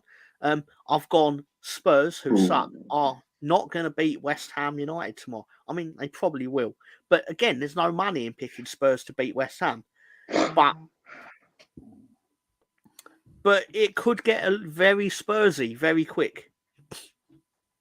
And there's money in it being Spursy. He did score a great goal against Norwich. That's fair play. Mark and Lolo, Deborah, are not here because they've got a personal situation of which basically meant they can't be here tonight. So, other than They're that, out on a piss, basically, somewhere. that's partly it. But yeah. But it's not really for me to say why, but That's doable. What you got there? That's very doable. I think it is, depending on if Spurs. It's the sort of thing I think if West Ham score 2 goals there, they'll get 3, kind of thing. They'll either score 3 or none. Spurs look like they're having a bit of problems at the minute. That's who we Big are, problem. mate. That's who we are. You know, it's they're having a few problems. That's who we are, mate. They're having a few problems there, but is Son's been absent for a bit. Is he? I don't know why. Is he back, Son? I mean, out last game, wasn't he? Yeah, but I don't know I why. don't know whether he played international duty. But yeah, hopefully he will. There are betting sites where if you do bet a player to score and say like they get subbed off and the player they got subbed off for scores, they'll still pay you out. So. Oh right, okay. Yeah, that's worth a $5. To be fair. Well, thank you for that. Sorry, Alonso. You should put a bit on whether or not Harry Madison will get hurt this match. Do you know what? This is a quick story, very quick. When I was at work, it was 2010 World Cup. I had someone come into my shop and basically go, "Do you have any odds on a Cristiano Ronaldo to break his leg?" I was like, "What?" sort of thing. And he's like, "Well, can you find out?" Well, yeah. I was like, "Yeah, what? Why? What?" So basically, I phoned up, and they basically reacted to me like, the traders, the roast room, and all that. They reacted like, "Oh, we don't do bets on people getting hurt like that." I was like, "I know, but just in case you did." Sort of thing. I was like, fucking hell. I watched all Portugal games for that reason.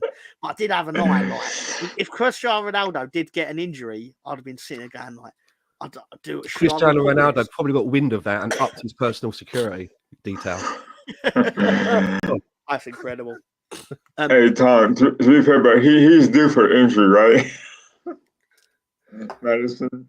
I'm at Ronaldo's age. I'm pretty sure if someone did actually cut him, he would just explode in like a puff of like what do you call it, powder or something. In footballing years, obviously about 700. Tom, one of the best bets I've ever heard was a guy bet that he would. It was during, I think, a Cowboys football game, that somebody would run across the field naked, and they took the bet. It was like, some ridiculous, like $100,000 that the guy said, whatever the bet was. The bookie took the bet. Later on during the game, the guy streaks. He runs across. It's him, and he got fined. He got fined like $2,000, but he got paid.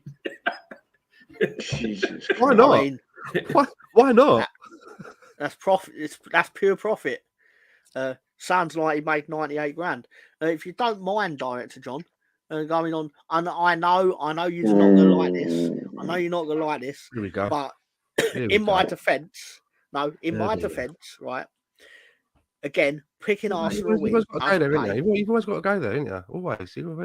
Hey, I'm told to pick wild bets. There's no more That's bet wild, than right? Arsenal losing. That's wild. It That's really ballsy, is. Tom. It is. Plus, I know I'm going to get the reactions for picking it. But at the same time, because Gary's now got like a shiver down his spine. He's like, Tom's probably picked Bournemouth. West Coast like Gary, as he's now been known as. Yeah. Hollywood Gary. But in his white linen Man from Del Monte suit. Literally Gary Del Monte suit. Yeah, but I mean, is what it is. I mean, the same bet with Arsenal probably only pays about £50, but still, is what it is. Andy Herbert's gone 3-1. Do you support Bournemouth by any chance? I don't. It might be West Ham. I don't know. I probably should have picked Brendan Johnson. You're talking about Anthony Herbert? Yeah. No, he's part of the family. Oh, he's one of your lot. He's one of ours, man. Oh, yeah, he's a fully paid up member. Okay. That's not surprising, despite the fact that I was 100% wrong. Lolo's okay. She's going 4-0 Arsenal. Fucking hell. He's a Wolves fan.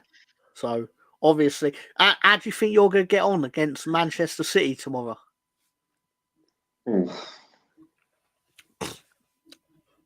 Is what? Yeah, probably. If you don't mind, Director John, will you take us on to the third and final one? Now, under my theory that the 4:30 game in the UK on a Sunday, so basically the late game on the Sunday, has on average the highest goal total of any time slot on TV. I heard that. I heard about that. Yeah, right. I heard about that. Yeah. So I always pick higher scores on the Sunday late game. It's indisputable. It's just a pure fact. Deborah. I like Deborah's. Deborah's one's good. Draw first half, then lose 5-0. Probably. If you do draw City to win, you'll probably get at least 7-2. So like 4.5 to 1 or 3.5 to 1. That's doable though as well. I think. Yeah. Doable, right? You know, you got to put your house on Cole Palmer scoring because he's in rich frame of form. You put your house on Salah scoring, but like you say, you know, a lot of goals are scored, and Liverpool can be a little bit leaky. Yeah, so I could see it. I could see it. The real fault behind this is if Liverpool, sorry, I said Man City, I meant to say Liverpool. If Liverpool get an early penalty, the bet is still like the races because obviously Salah takes their penalties. That'd be 1-0. First part of it is done. Then if Chelsea score 4 goals and one of them is not Cole Palmer, I'll eat my hat. Yeah. Who else in that team shoots? Well, if Jackson. It's only him. Yeah, Jackson. Yeah, probably. As a pop, doesn't he? Madueke if he comes on. Yeah, but who else in their team shoots successfully? Yeah. Yeah. But he's very good, Cole Palmer. Very good. Yeah. You can't take that away from him. As we're talking about Liverpool, is a quick tidbit, something that I found out this week as well. I was watching a video on YouTube about some of the most underpaid players in the Premier League, and the goalkeeper at Liverpool is Alisson. Right? He's on like 100 grand. That's it. That's it. Eddie Nketiah was getting more money. Eddie Nketiah and Reece Nelson were getting paid more than Alisson. That's mad. If you think about it. How important he is, right? And how he's perceived, you know, in the rankings of goalkeepers. Forget the world, just to say the Premier League. He's considered to be, you know, in the upper echelon. And, you know, they're getting him for quite a good salary. 100 grand is nothing. I imagine he signed his contract about 4 years ago. I mean, he should be earning more, but the only explanation for that. The only explanation is he obviously signed it before they started dishing out loads of money in contracts. Because I imagine that club had a wage structure they stuck to. Obviously, like a lot of the bigger clubs do, when they're like, we ain't going to pay out like Man City, and we've got a very like Arsenal. We have a strict wage structure kind of thing, and I imagine theirs was basically he was at the tail end of that. And then after he signed his 100 grand, they then went, Salah, do you want 350? Because we've got a bit more money freed up. And then he sat there going, wait, you're giving him what? And they're like, yeah, we'll see you in 5 years if you're still half decent, which he is. And you know that young kid, Curtis Shaw at Liverpool? Curtis Jones. It's on like something like 15 grand. Don't get me wrong, I'd love to be earning 15 grand a week, but in the scheme of things as a footballer. Yeah, but they're all sitting there secretly wishing they... don't get me wrong, they are all secretly sitting there wishing they were Jean-Kevin Augustin, because that man has not played 1 minute of Premier League football, and he got handed 28 million euros. Yeah, that will never You get give, stopped. as we, yeah, I mean, we can sit there and go, this player's earning this player, but they're all playing the games. They're all earning whatever low amount that's, by this discussion they're earning. He did nothing, and he got handed money. It's like he's the new Winston Bogart, right? Everyone used to talk about Winston Bogart. This Bogart's surpasses the that. best one. Bogart's incredible. He's the master at this, because obviously Flying in for training from the Netherlands, flying in and then flying home. Yeah. He would basically, because obviously I think he came in when they had Gianluca Vialli. I could be wrong. And then basically like 3 weeks into the season, they sacked Gianluca Vialli, and Claudio Ranieri immediately came in and went, why do I want a 30-year-old Winston Bogart? Back in the days, like 24 years ago, if you were a 30-year-old footballer, you were dead. On 40. I think he was on 40 grand a week, which that's exactly right. Back then as well. Again, that was a higher bracket of salary, right? Well, the same season, Stan. The same season, Roy Keane got handed 52 grand a week by Manchester United, and it was massive news. Now, obviously, he was of a standard where he earned it, but that's what the range of money that a top player was getting in England at the time. 40 grand for a player that played like 3 games for Chelsea and then sat on his ass for 4 years, because Chelsea were like, please break your contract, and he would sit there and go, nope, I'm going to turn up for every function on my contract that I mandatorily have to turn up to maintain the contract. I will do everything it takes so you legally cannot sack me. And that's what he did. And then in 2004, he walked off with his 40 grand a week in his bank. Because you'd be thinking back then, for that kind of money that it was on, if he'd said, yeah, I'll go to that club, salary probably would have been in and around the 15 grand, right? Which is a huge jump from 40. So why would you give it up? Yeah. And he lived in Holland. He lived in Holland, and he would fly in from Amsterdam for like a couple of days, train, and then fly back and have a life. He wouldn't even turn up for the game, Stan. It was not stipulated in his contract that he had to turn up for the matches. He had to turn up for training, so he did. And as BX Gunner here says, Scott Carson of Manchester City gets 30 grand a week. Now, what the real reason he gets that is because he is part of their English quotient of players. So because he's in their match day squad, they can actually have more players that are not English. That's the How actual reason. How long's Carson been there now? It's must be about 5 years. That's up there with that Alex Ferguson pension. Yeah. Oh, mate. You know what I mean? But for everyone who sits and goes, he must be really great in the dressing room. It's like they don't give a fuck how he is in the dressing room, because he's never really going to play. But they just have him there because he's English. He probably pushes around. He probably pushes around like the tea trolley. Exactly. And thank you, Director John. This is the Magic 3. All the teams to win that were picked in these parlays, as they call it in America. No correct score needed, because they're probably all not going to win. But if they did, it's worth 130 to you.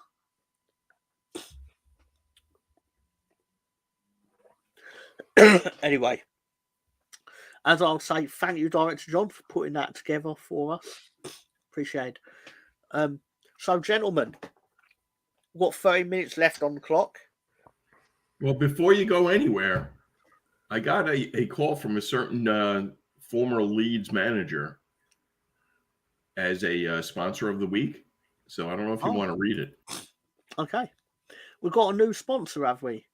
It's a mystery sponsor of the week. Oh. Hold on, Lolo. It gets weird from here. Friends, are you having a rough time putting on your favourite pair of jeans? Can't seem to get that fit just right? Are you the target of constant ridicule? Those jeans make you look manly, said no one ever. From the latest designer of Jordan 8 jeans comes the latest breakthrough in technology. It's Bielsa bucket jeans, of course. Now you can do all those things that your skinny jeans never allow. Ice fishing, lounging around, play baseball. Available in all sizes and colours. Bielsa bucket jeans. Get your bucket jeans from a participating store near you. Order now and get one autograph free Bielsa. Do you know we were selling them for like 200 quid at one point? Genuine. That is Yeah, an actual. literally- That's an actual piece of merchandising. Yeah, they were selling them for like 200 quid. And I only know that because basically I actually went on the website to see, because I thought if they're 40 quid, I thought that was basically like, it's an upside down bucket essentially. And I thought that's a bit much even for that, but I could justify it. As soon as I saw £200, I'm like, I will get my Leeds shirt every year, and that's all you're getting from me financially. But anyway, order 2 or more. Can you imagine that? Like, have you seen online now what's happened? The new buckets out. Quick, have a look. Every season. I'm surprised they didn't bring that in new kits. I mean, they probably said to him, "Hey Marcelo, do you fancy like actually wearing different ones? Like, not wearing. I'm talking like it's a real item. I mean, the actual bucket. Do you fancy having the bucket modelled on the colour of the kit that is being worn in that particular game?" I bet they said that to him, and I bet he gave him the death stare and told him to fuck off. Or no, his translator told him to fuck off. Yeah. Apparently he does speak perfect English, but it was just this really clever thing that if you turn up to the interview with the translator, because it's such an awkward interview, you wouldn't have to answer so many questions. They just try and get it finished. You get the translator go, yes, no, and they're like, all right, thank you, Marcelo. See. Yeah. But he actually talks as much English as we do. Just as he walks off of camera, you hear him going, "Fucking idiots," with a cigarette. Yeah. But yeah. Fabio Silva has an 8-year contract and has been sent everywhere on loan, and no one wants him. Definitely had our pints pulled down by Mendes. Is he the worst one you think you got from that particular agent? Because I know you had a fair few lads out of Mendes. The Wolves, when that basically Mendes was giving them players. But still, other than that, a hole in the bucket. Yeah. Other than that, so gentlemen, what are your thoughts on the weekend's action, as in Arsenal at Bournemouth, for example? Yeah, I think that last year, I think we did them pretty well. Sometimes they would be up for it at times, but at the end of the day, we'll must have fought with them. And yeah, I think, you'll see people who don't score as much score this time around. I think Saka, him playing will be up for, I think it will be a game time decision. Other than that, I think it'll be an easy win. I look at that fixture list and I think to myself, Man United could be banging trouble here. Because Brentford are playing some good football, and they're really, have you noticed they've got some record about scoring really early in matches? They come right out of the blocks with a style of play, and they score really, really early. And if they do that to if they do that to Man United, it could just knock the stuffing out of them. Because they've got to be on the floor at the moment, Man United and the players. They've got to be. I mean, they're sitting as you see there, they're sitting in 14th place. So if they get a punch in the face by Brentford early on, I think it's curtains for them in that game. I could be factually wrong. I believe they had 3 games in a row where they scored in the first minute, and then against Wolves they scored in the second minute. So, but what that really told me more than anything is that they're really good at fucking doing well in the coin toss. It just works in their favour. Double-headed coin. Has to be. But then you don't let Rodney obviously call, because he'll go towels. Obviously, yeah. What? Yeah. It's the Boise episode of the card game. Sorry, but, yeah. I think, to be fair, I think Thomas Franks does a good job with that Brentford side. I think he has them always motivated to do well, and I think that's why they've been somewhat good in the Premier League since they've been up. But one thing that I like about the Premier League, you'll see Ipswich playing Everton, and you see Southampton playing Leicester. Battle of the lower tier teams. So it'll be interesting to see though how they play out the weekend. See if they gain any points or if they drop points. Yeah, it's a tight battle. Not a tight battle, but it seems like Southampton to win badly to stay up. I also think as well that this weekend Crystal Palace will get their first win. Yeah, I can see that. They've been very unlucky. It's not like they've been playing like shit football. They've just been really unlucky. So they've had some games which they've been really close to winning, but it just wasn't. They just didn't get the rub of it. They're not a bad team, and I think that this weekend that they hopefully away at Forest, I think that they'll get their first 3 points. I think also as well looking at that fixture list. What was the other one that I noticed as well? I think the Ipswich Everton one could be tight as well. Mm-hmm. Yeah, I think Fulham and Villa would be a good game as well with our former Arsenal players there against Villa. Villa hasn't really done well. They're doing pretty good, but they haven't been surprising people either. I think they're pretty favorite to be top 4. Granted, it's still early, but I like to see Fulham get an upset win this weekend. I think they could do it too. Yeah, it'd be nice. Yeah. I can see. For the upset pick, I've basically selected Wolves because I'm basically going for whoever's bottom every week. We'll say Tom.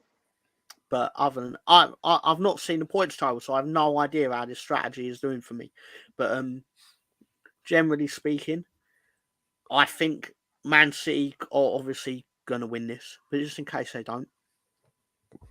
Plus, the other one I would have picked would have obviously been Ipswich, but you'd only get 1 point because Everton are directly above them, so it's not worth picking.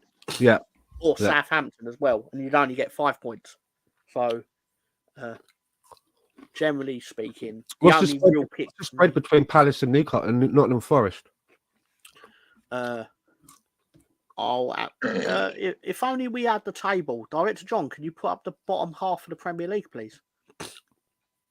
Oh, so Palace are 18th and 10th. So, yeah, possibly.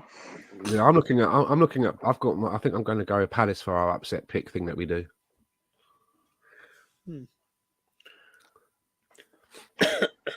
I think it's a bit abnormal that they've gone 7 games without a win. I don't think it's not like they've lost them all. It's not like they've lost them all. They've had some draws in there. They're due a win. I think they're due a win. One thing I did say, and people told me it was a wild, like it had no basis on anything. But I basically felt when Crystal Palace got offered 18 million for their manager by Bayern Munich in the summer, and they told them no. I get why they told them no, because they obviously think we're going to build something. But then they proceeded to then sell their best players. And to Bayern Munich. To Bayern Munich. Yeah. And I know they kept Mark Gahey, but they didn't think they were going to keep him. Kind of thing. They thought they were going to replace him, and they did. And they kept him. He looked like he was on his way out, didn't he, Mark Gahey? Yeah. Like he don't want to be there. But also my thinking with that is in November when they actually sack their manager and pay him to leave, they'll sit there wishing they took the 18 million that they were originally offered. But still, thank you, Director John, if you don't mind, just to make me happy with the. Oh look, Leeds are now joint top of the Championship. Not bad. That's a nice really place to not be. Bad. I'll tell you something also, Stan. A weird quirk of the fixture list. We are second. Keep in mind we play Watford on Tuesday, which will mean we would have played everyone in the top 9 apart from Blackburn. We're top despite playing all the teams around us, basically. So you have to forgive me because I don't keep a lot of understandable track on teams outside of Arsenal, let alone in the Championship. But who is your manager now at Leeds? Daniel Farke. He used to manage Norwich. Okay. And how's it going with this? How do you like him as a manager? Do you like what you're seeing? Do you like what he's doing? Or I personally do, but a lot of Leeds fans are iffy on him. Why? Because like they it's the style of football. They feel it's very possession based. Lots of going backwards to retain the ball. I mean, it's because of him as well. Basically, basically whoever we have will not be Does good he play enough. safe football? Yes. Is that a problem? Not for me. I mean, it looks like it's got you into a good position so far, right? Matches I think played it's 10, fine. second position. Yeah, I mean, we've lost one game, and that was to Burnley. What's there to argue about? You've lost one game, exactly. What's that to? Hello. Yeah, I think. Obviously, keep in mind though that we could just as easily end up 5th tomorrow, or not 5th. Sorry, 4th. Obviously, because if Burnley and West Brom win. What if you continue in the same vein, like losing one game every 10? You're laughing. That's true. I mean, we only need to get 90 points again. We'll probably go up this. Basically, we're one of the few teams that got 90 points in a season and didn't get promoted. It was actually one of the few seasons where 4 teams got 90 points. So, but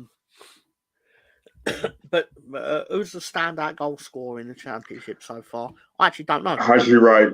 Hey, he wants you to say Haji Wright, Tom. Haji Wright.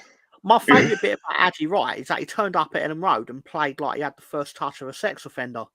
It was not the sorry, and I use that as a. I say that as there's a harsher word I could have used to actually make the joke work even better. You're the worst touching P. Diddy. Yeah, exactly. Jesus, damn. Lolo. Allegedly. I don't want Lolo to be upset. Oh, you can say whatever you want as long as you say allegedly. But figures.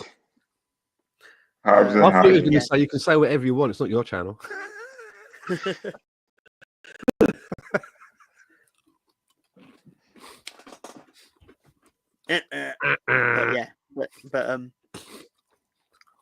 But no, I don't want to see him go. We're definitely getting promoted, but the way things are going, I think we will get promoted. Good. But I don't want to be like we're definitely getting promoted, and because obviously the fall was a lot bigger. But I think it's going all right. I mean, you should definitely be able to navigate into the playoffs, right? Yeah. You know what I'm saying? Because you always have that as an option as well, you know? Stan, we've never won the playoffs. Every time we've been in the playoffs, we've never won it. I think we've made 4 playoff finals and lost them all.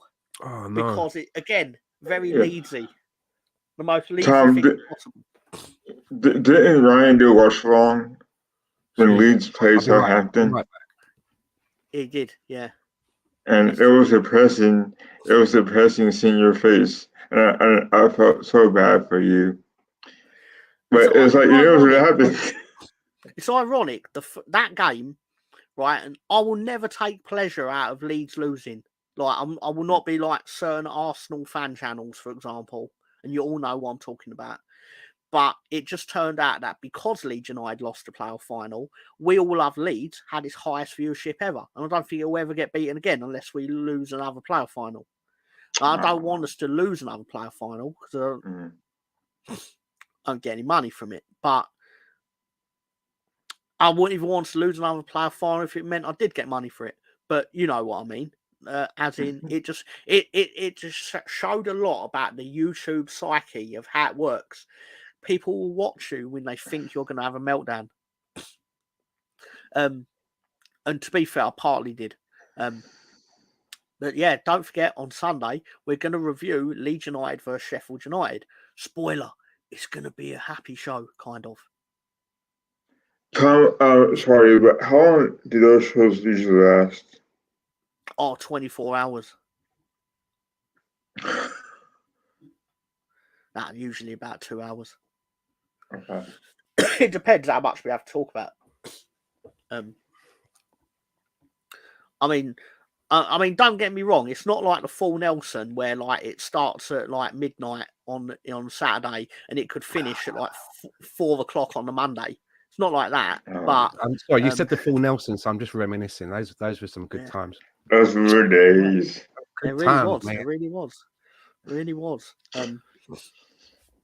But you know, other than that, so yeah, Gary's got a show tomorrow, but I West don't know Coast if Gary. Gary's actually gonna be there. Gary's the West Coast Gary, yeah. I don't know if Gary's he's gonna so come big back now to the that he West has a Coast. show once on a Saturday that he's not even there. No, he's too big. He's too big to host his own show. He's too big to Too host his much of own a show, star. man. It's too big for that. You know what I mean? He's too Stan, much. do you remember Johnny Carson? Yeah. He used to be like that. He would That's never be right, on the yeah. show. He was like the Someone else. highest paid talk show host, but he was never there. I remember that, John. It's like that Yeah. player that played for Leeds. Mr. Tom was telling us about. Hey Tom, will a host by the name of Sparkle Claxon be on there by any chance? He might be on there. Yeah. In at number 94, John Kevin Augustine, and then in a voiceover, the role of John Kevin Augustine will actually be played by Stan the Man or whatever. But still. Anyway, yeah. Oh my god, That would Oh my actually God, be very good casting because I'm shit at football, and as the lad didn't actually play any football, I could probably pull off the role. Just walking around, or scenes of me shocked. sitting in my underpants playing FIFA. That's probably what he was doing. Do you know what I mean? A big bowl of like fucking Ritz crackers next to him. I'll be shocked if you happen to be worse than this lad. He turned up. I can tell you I can tell you for a fact. He turned up as a roly-poly boy. He did not turn up looking like a professional footballer. In any, not by professional footballer. I mean for the Championship, not the Premier League. I don't even think. I think you'd be embarrassed to turn up. What was his looking name like him in again? League One. Which John one? Kevin Augustine. Oh, There was a it's- reason why his teammates referred to him as Fat Johnny. Wow. Yeah, but before we go, I just want to say thank you to Alonso and Stan for giving their time to turn up. Otherwise, it would just be me sitting there screaming at the chat. Because, and it's not like I've not done that before. Again, see the playoff final episode. I was literally screaming at the chat for about an hour. It's very unbecoming of me, but basically, I was like, you fucking want this, I'm just going to give you what you fucking want, you cunts, or whatever. Anyway, I'll just say, Tom, thanks for having me on, because me and you don't do this as often as we used to, and I do miss it. So thank you for having me on, also with Alonso, and everyone that pops by in the chat. Also, the man behind the scenes who's pushing all the buttons and keeping it all running is John, director John, and also a little bit of self-promotion if anyone's out there. I know a lot of you, like a few of you know that BX and Moss, you can catch me over on Arsenal Fan Circle Sundays and Thursdays. So if you want to catch some Arsenal chat, and we'll talk about a few other things, come in and join us, because we always have a lot of people from other football teams coming to our stream as well, and everyone's welcome. Yeah, that's true.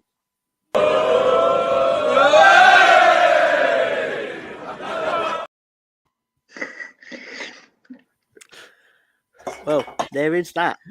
But again, I've been meaning to play that for about 6 weeks now. I don't know why. But anyway, that was fun.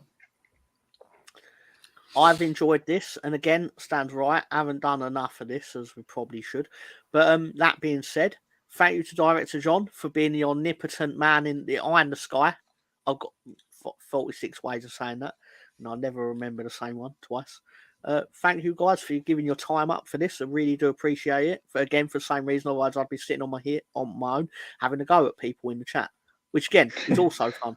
But anyway, thank you, Alonso. Thank you. Actually, I was sat on the Kazi, right, and I got a text from Mr. John saying, dropping me a link saying that if you're around, I'm like, well, I've got nothing else to do once I get off the pan. And you two, I'm not going to let you two have all the fun on your own. So it's good to come and join you. Nah, I'll see how it is. How dare you, sir? No, thank you. I was actually going to say when you first popped up in the chat, But then I didn't know whether like where you were saying it and then you'd pissing off or something. I was on the But at the throne. same time, oh well, there you go. So you actually had nowhere to go. But other than that, but I did kind of send the vibes to John. I was like, John, yeah, send him the link. Anyway, I mean, I can't prove I actually said it, John, because I never. But I've used my brain powers to actually offer that seat.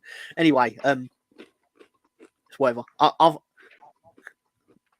cough drugs are a hell. Once drug. again, Tom with his long goodbyes. Yeah. John, you need to just end the show, or it'll finish at lunchtime tomorrow. But have a good night, everyone. Take care. See you guys. Wash your hair.